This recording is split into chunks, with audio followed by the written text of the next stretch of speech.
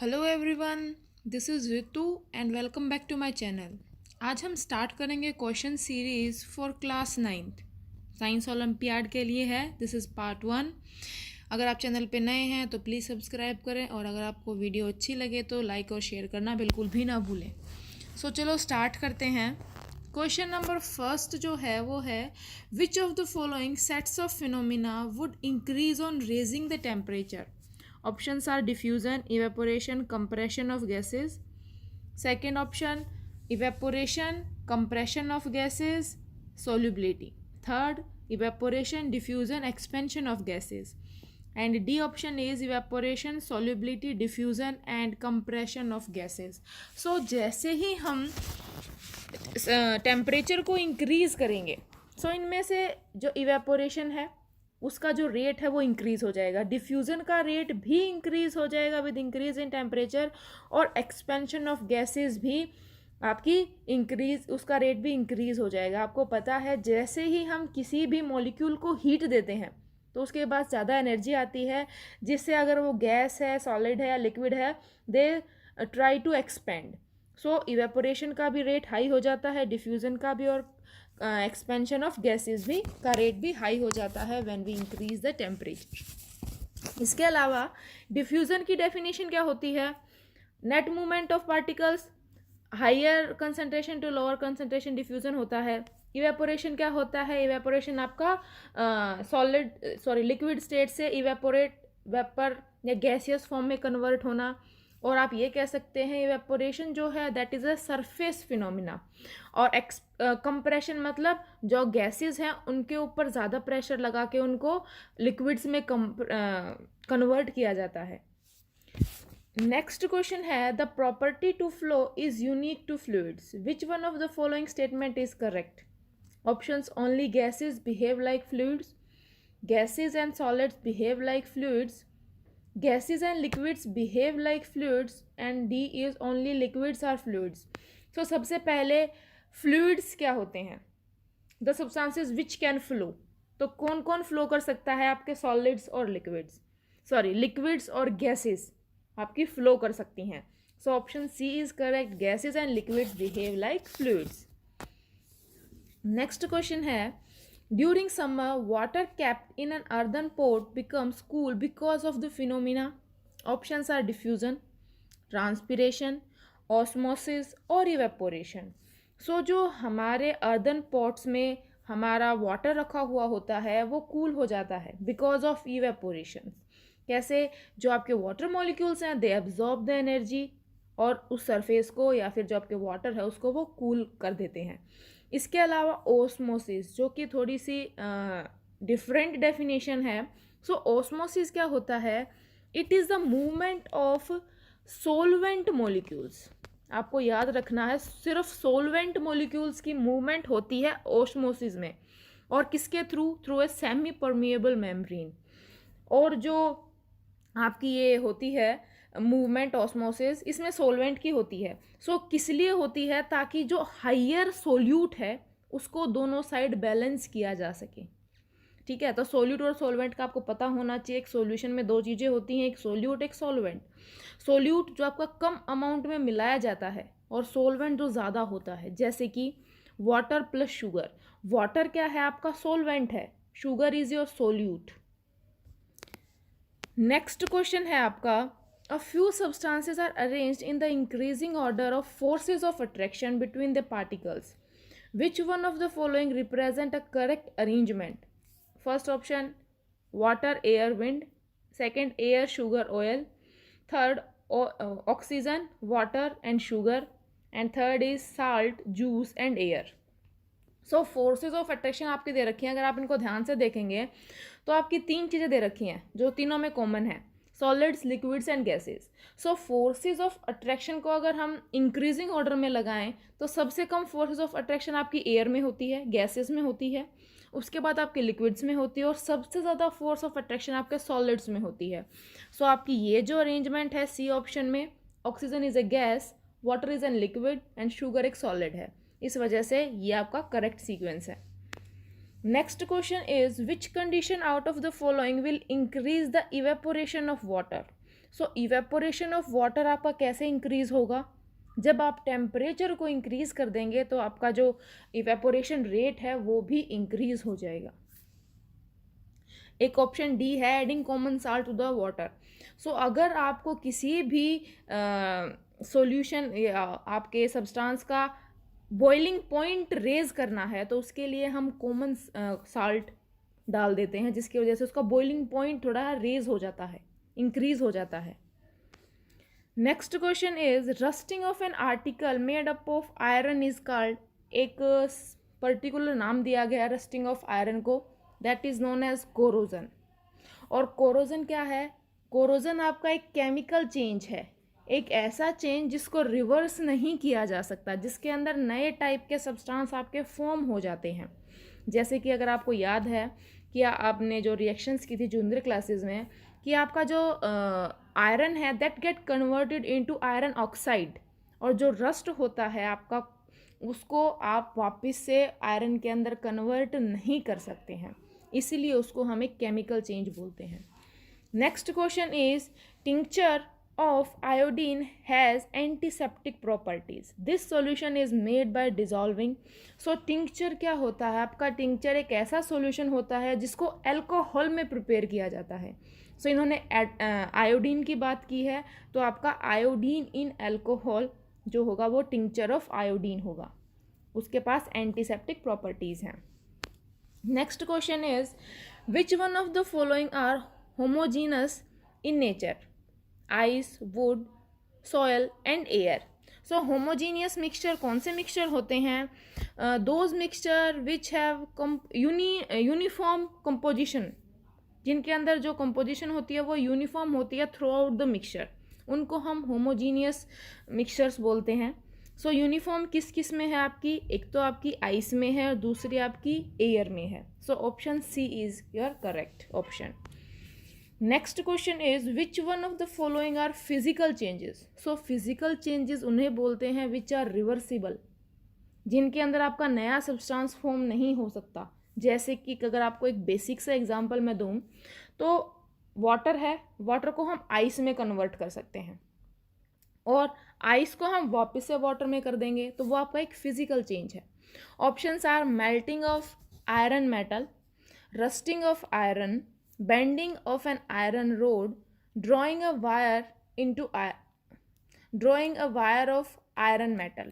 So आपका मैंने बताया था अभी पीछे क्वेश्चन में, रस्टिंग ऑफ आयरन एक कैसा चेंज है? That is a chemical change, और जितने भी तीन ऑप्शंस हैं they are physical changes. So option C is correct, first, third and fourth.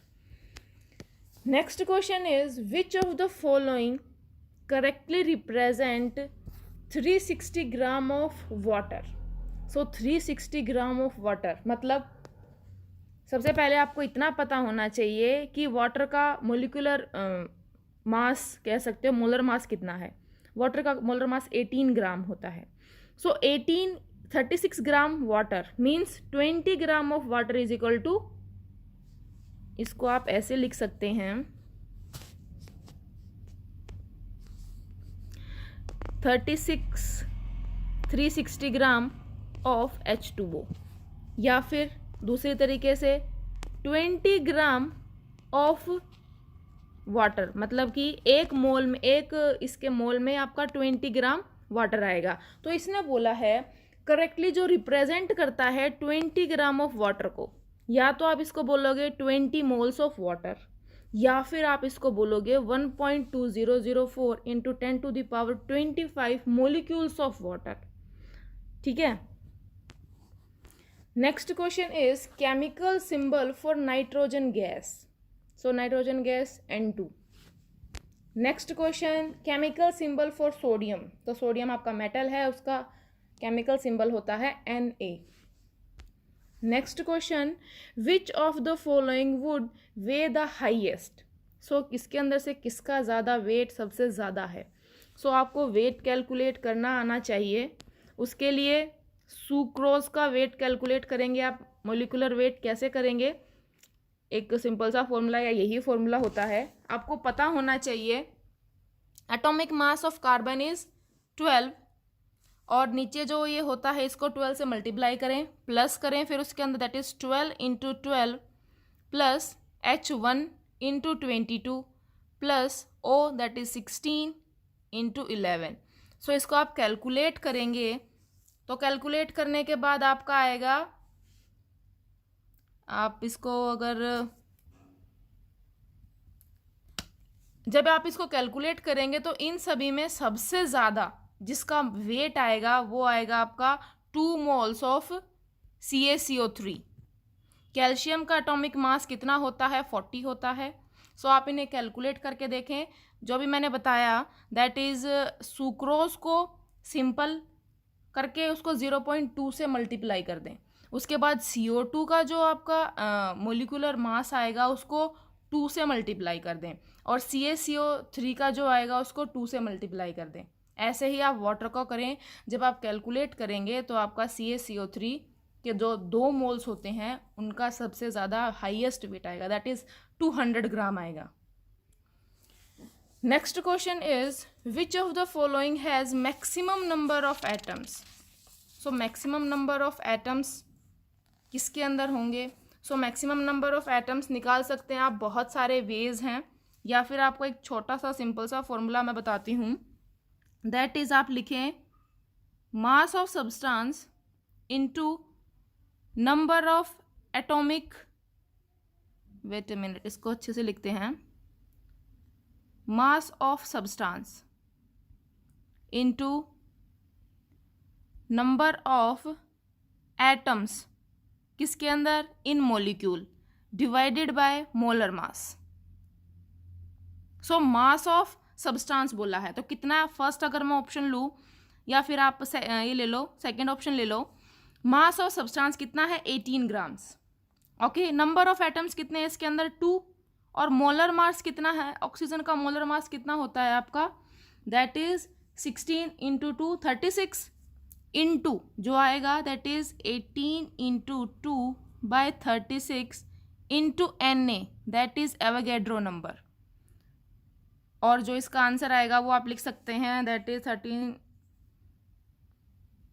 32 आएगा बेटा इधर, सॉरी 2 से 16 इंटू 16 32 होता है आपका। सो ये आएगा आपका 36/32 Na। ठीक है, तो आप ऐसे करके जब सभी का कैलकुलेट करेंगे तो सबसे ज़्यादा आपका डी ऑप्शन में आएगा, दैट इज मीथेन का सबसे ज़्यादा आएगा। Next question is a change in a physical state can be brought about. Option A only when energy is given to the substance, only when energy is taken out from the substance, sorry system. C option when energy is neither given, either given or taken out. So physical state की बात की है, हम उसके अंदर कैसे change कर सकते हैं।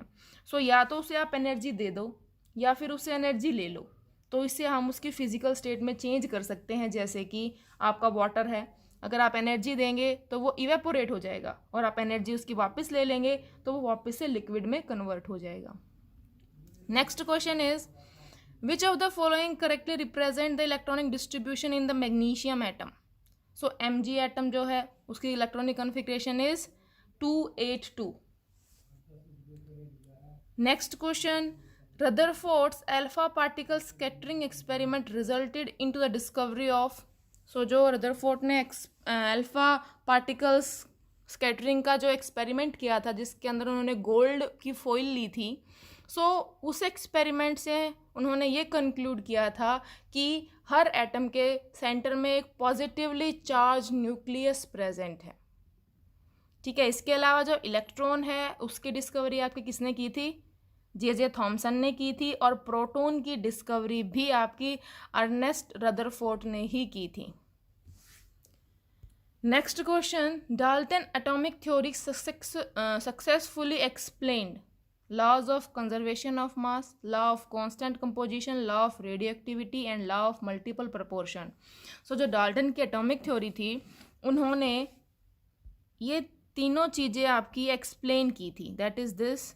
रेडियो एक्टिविटी को छोड़ के उन्होंने law of conservation of mass भी दिया था कि मैटर को हम ना तो क्रिएट कर सकते हैं ना डिस्ट्रॉय कर सकते हैं। कांस्टेंट कंपोजिशन का भी उन्होंने कॉन्सेप्ट दिया था, और मल्टीपल प्रोपोर्शन का भी कॉन्सेप्ट उन्होंने ही दिया था। Next question is which of the following are true for an element.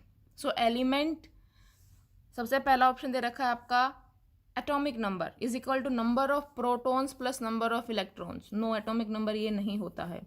This is called mass number. Mass number क्या होता है? Number of protons plus number of neutrons.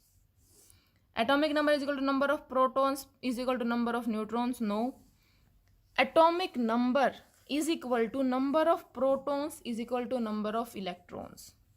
तो आपका ऑप्शन जो डी है that is correct. Second option and fourth option are correct. Next question and last question for this video. The first model of an atom was given by Niels Bohr, Goldstein, Rutherford और J.J. Thomson. तो जो हमारा first model था atom का that was given by J.J. Thomson. सो ये आपके कुछ questions थे. Thank you for watching. Stay connected, stay tune for more videos and updates. अगर आपको क्वेश्चन पसंद आए तो लाइक एंड शेयर करना बिल्कुल भी ना भूलें. For PDFs you can join the Telegram channel. और अगर आपको कोई भी डाउट है तो आप कमेंट सेक्शन में वो पूछ सकते हैं.